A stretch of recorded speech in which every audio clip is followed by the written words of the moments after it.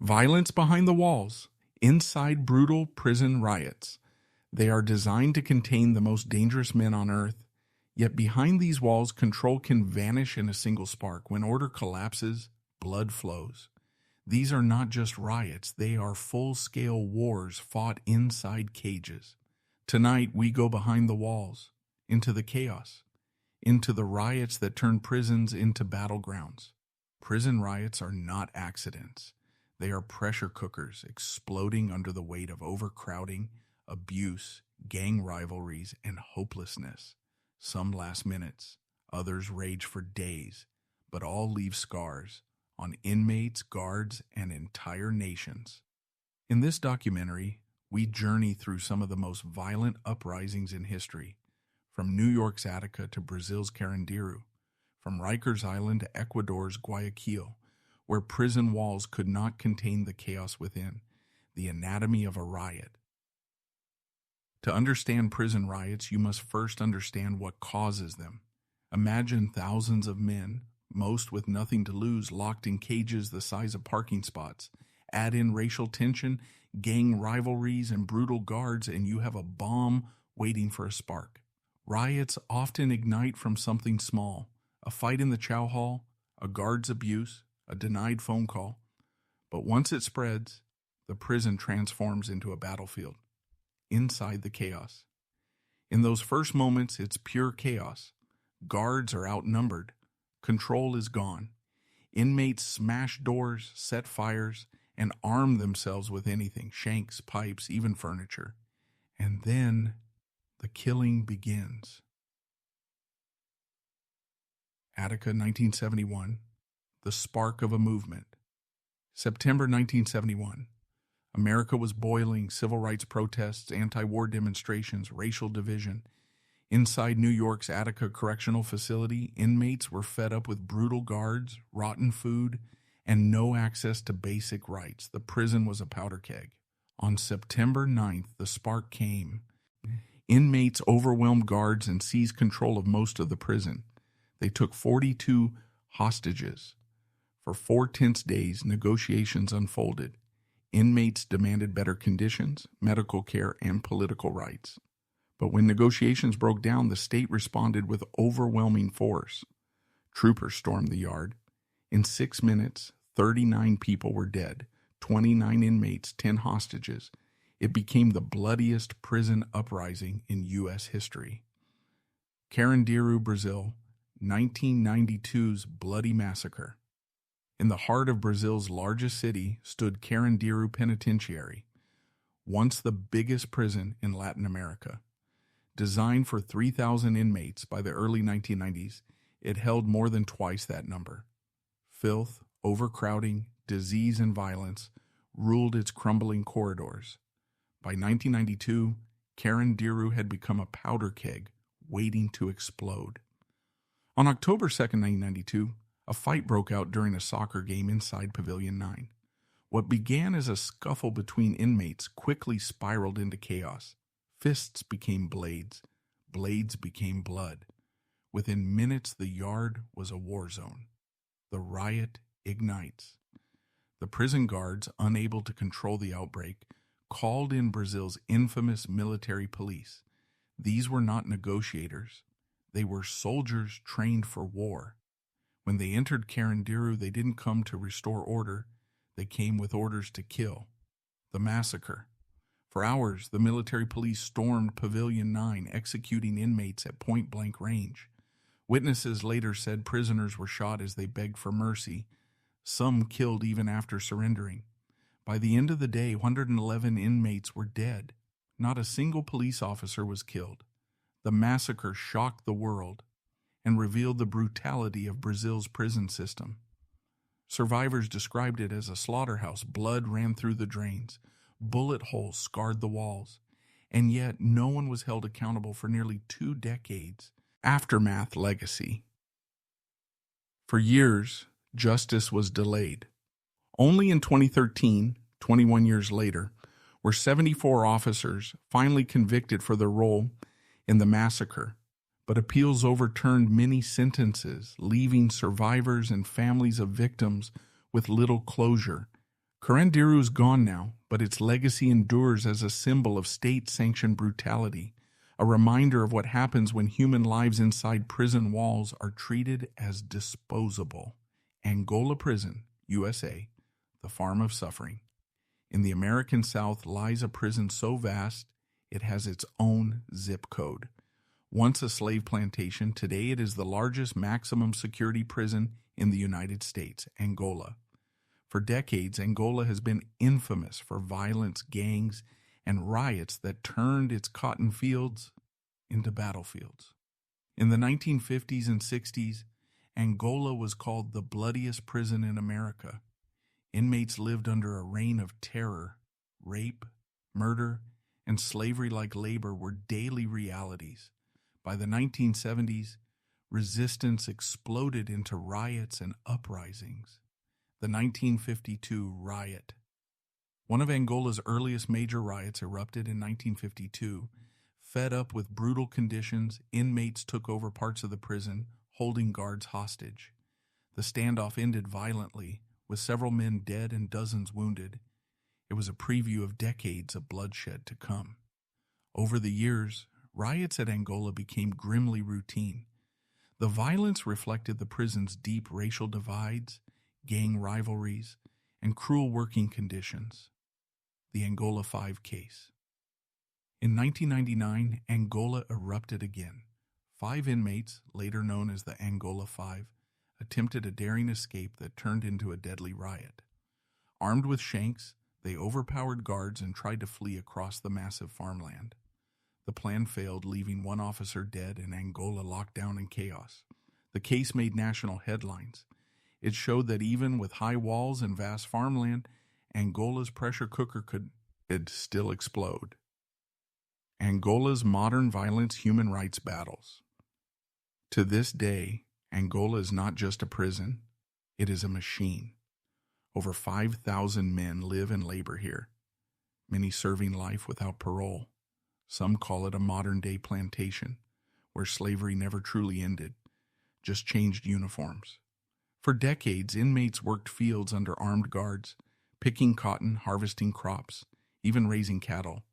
Refusal often meant solitary confinement, or worse, Angola's hidden riots. Unlike Attica or Carandiru, many of Angola's riots never made international headlines. They were suppressed quickly, often brutally, and buried in official silence. Reports leaked of beatings, killings, and entire dormitories turned into killing grounds when tensions boiled over. By the 1990s and 2000s, survivors began filing lawsuits alleging torture, racial targeting, and inhumane punishment during riot crackdowns. Angola became a battleground not just of fists and blades, but of human rights lawsuits. The case of Herman Wallace, the Angola Three. Perhaps the most infamous story from Angola is that of the Angola Three, Herman Wallace, Albert Woodfox, and Robert King. These men spent decades in solitary confinement after being accused of killing a guard during a riot.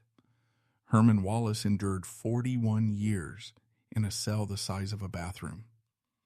Human rights groups condemned it as psychological torture. In 2016, after 43 years in solitary, Albert Woodfox was released, the longest-serving solitary prisoner in U.S. history. Their cases revealed Angola's dark legacy of punishment, control, and silence after riots. Guayaquil, Ecuador, 2021's Prison Wars. September 2021. Ecuador's prison system was collapsing under the weight of drug wars, gang rivalries, and corruption.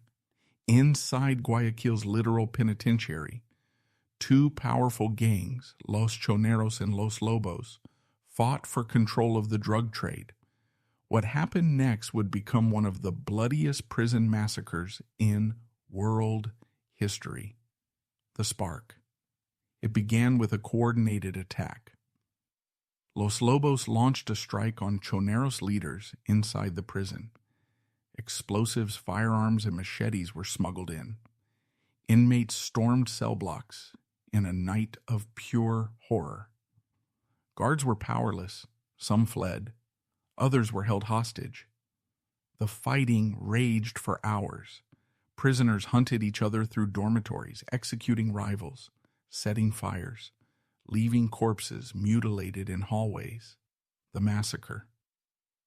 By the time dawn broke, at least 118 prisoners were dead. Dozens were beheaded, bodies were burned. It was not just a riot, it was a war inside the walls.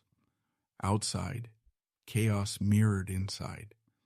Families rushed to the gates begging for answers. Mothers screamed the names of sons who never came out. Ecuador's government declared a state of emergency, deploying military forces to retake control. But the damage was done. The Guayaquil massacre was the deadliest prison riot in Ecuador's history, and a chilling reminder of how prisons can become battlefields for global cartels. The world reacts. The world reacted in shock. Human rights groups called it a humanitarian disaster, but for many Ecuadorians it was not a surprise. Their prisons had long been controlled by gangs, their government powerless to stop them. Ecuador's prison wars were not isolated. They were part of a larger crisis across Latin America, where overcrowded prisons had become killing fields. El Salvador's mega prison, the Cecot era. In 2023, El Salvador unveiled what it called the most your prison in the Americas, Cecot, a mega prison built to hold 40,000 men. Its purpose? To crush the country's most feared gangs, MS-13 and Barrio 18, who had long ruled El Salvador's streets and its prisons. It was a spectacle. Thousands of gang members, once the rulers of prison life, were paraded before cameras, stripped, shackled, humiliated. President Nayib Bukele promised an end to riots and gang control. Here, he declared, they will never see the light of day again. Order through fear. Unlike Attica, unlike Carandiru, Cecot has not seen riots, and that is by design. The prison is run like a military base, absolute surveillance, total lockdown, zero contact with the outside world. Inmates are denied family visits, denied communication, denied privacy.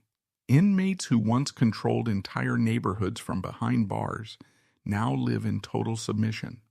For some, it is justice. For others, it is simply another form of state terror. Criticism from the world.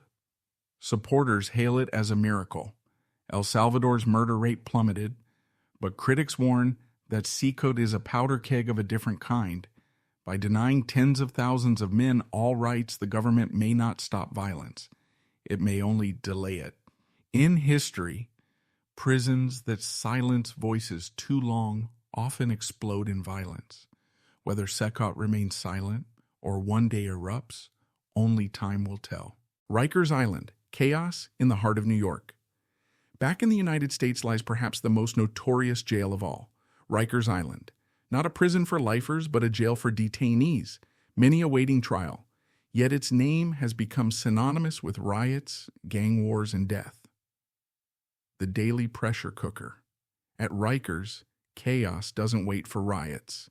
It brews daily. Overcrowded dorms, gang rivalries, crumbling infrastructure, and overworked staff create a permanent state of tension. Inmates outnumber guards by dozens to one. A single fight can spread like wildfire. Since the 1970s, Rikers has been plagued by riot after riot. Inmates torch dormitories, guards retreat. Sometimes the fights last hours before order is restored. The 1975 riot. In 1975, one of the earliest large-scale riots broke out. Inmates set fires, destroyed dorms, and clashed with guards.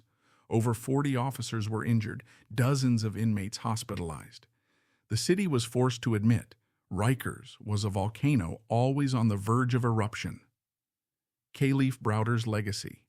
But perhaps Rikers' greatest tragedy is not just in riots, but in the lives it destroyed.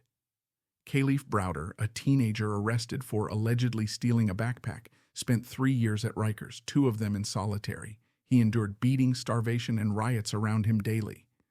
Kalief was never convicted. He was released, but the scars never healed. In 2015, he took his own life. His death became a rallying cry for prison reform and the closure of Rikers itself. The modern crisis. Today, Rikers is on life support. Reports of inmate deaths, unchecked violence, and crumbling facilities have forced the city to promise its closure by 2027. But until then, riots and unrest remain a brutal reality behind its walls. With nearly 20 deaths in a single year, Rikers is less a jail, more a humanitarian disaster zone. It is proof that when prisons collapse, they don't just implode. They bleed into the city around them.